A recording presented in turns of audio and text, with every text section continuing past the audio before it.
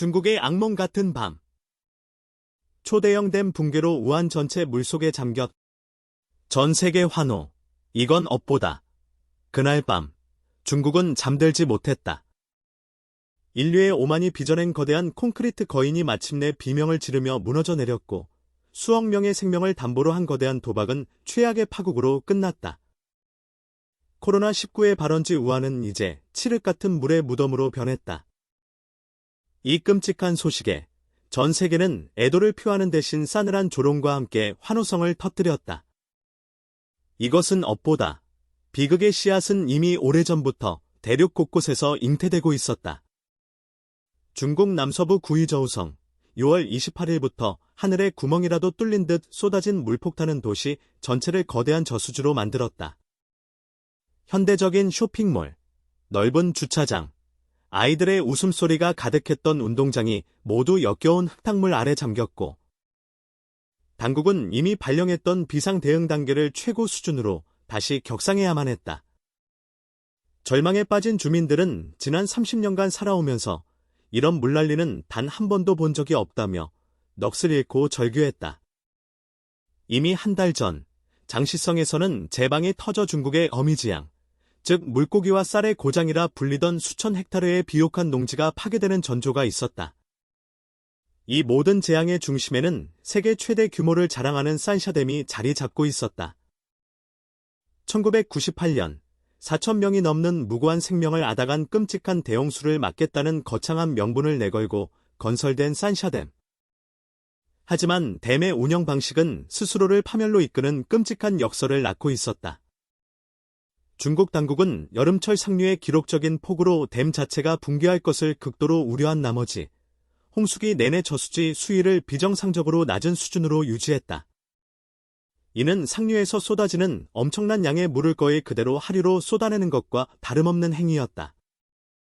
결국 댐은 홍수를 막는 견고한 방벽이 아니라 하류 지역 전체에 물폭탄을 터뜨리는 거대한 방아쇠가 되어버린 것이다. 이미 쓰촨, 충칭, 광시 등 13개 주요 강에는 대홍수 경보가 내려졌고, 양쯔강은 분노한 고대의 용처럼 미친 듯이 날뛰고 있었다. 수많은 국내외 전문가들이 산샤댐의 홍수 조절 용량 221억 톤은 양쯔강의 연간 유량 약 1조 톤에 비하면 턱없이 부족하다. 상류에서 발생하는 대홍수는 산샤댐만으로 절대로 막을 수 없다고 수십 년간 끊임없이 경고했지만 중국 정부는 이를 오만한 자신감으로 묵살했다. 그들은 오직 자신들의 정치적 치적인 코로나19 극복의 상징, 우한만큼은 무슨 일이 있어도 지켜내겠다고 전 세계에 공언했다. 하지만 그 오만한 약속은 역사상 가장 끔찍하고 처참한 방식으로 깨져버렸다.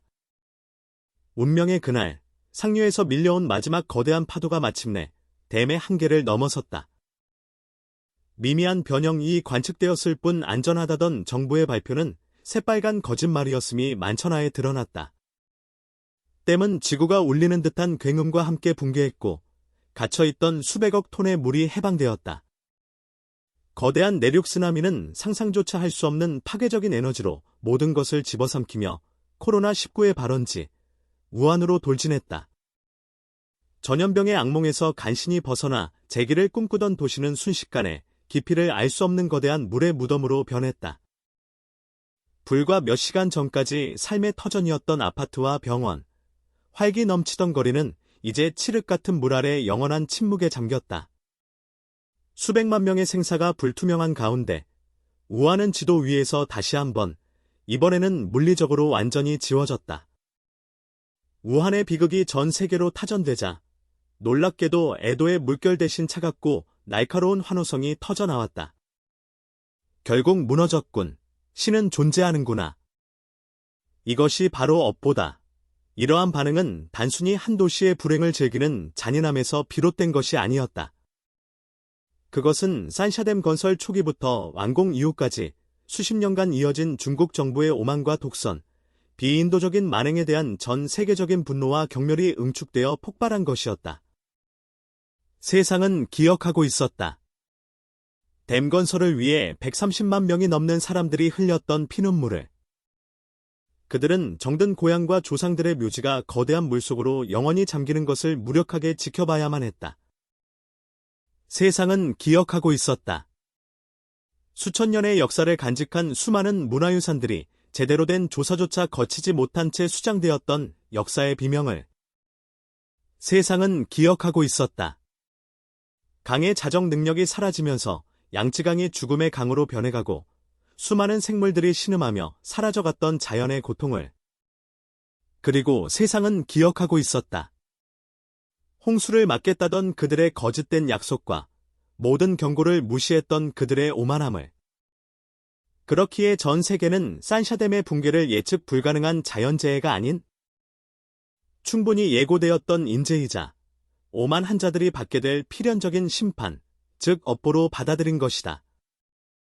이 재앙은 이제 막 회복을 시작하려던 중국 경제의 숨통을 완전히 끊어버렸다. 재난으로 인한 직접적인 경제 손실은 공식적으로만 210억 달러, 약 28조 원을 넘어섰고 약 5,500만 명의 삶이 송두리째 파괴되었다. 이는 코로나19의 충격에서 간신히 벗어나려던 세계 2위 경제 대국에 내려진 사형 선고나 다름없었다. 더욱 근본적이고 심각한 문제는 식량 안보의 완전한 붕괴다. 중국 전체 쌀 생산량의 70%를 책임지던 양쯔강 유역이 괴멸적인 타격을 입었다. 250만 헥타르가 넘는 농경지가 물에 잠겼고 이미 옥수수와 콩 가격은 5년 만에 최고치로 폭등하고 있었다.